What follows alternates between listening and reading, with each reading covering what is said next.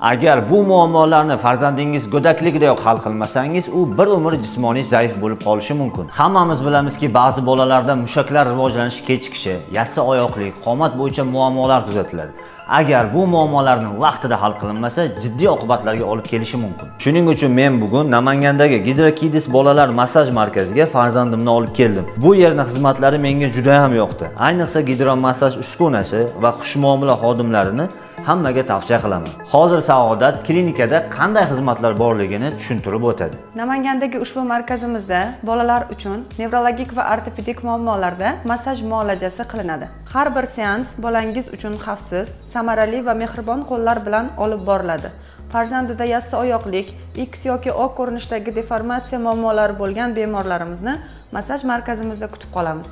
Azizlar, manzilni tushuntirib o'taman. 6-mikroyon Saboburga shundoqqina yonginasida. Murojaat uchun pastdagi telefonlarga qo'ng'iroq qiling. Meni nomimdan chiqsangiz qulay qilib berishadi.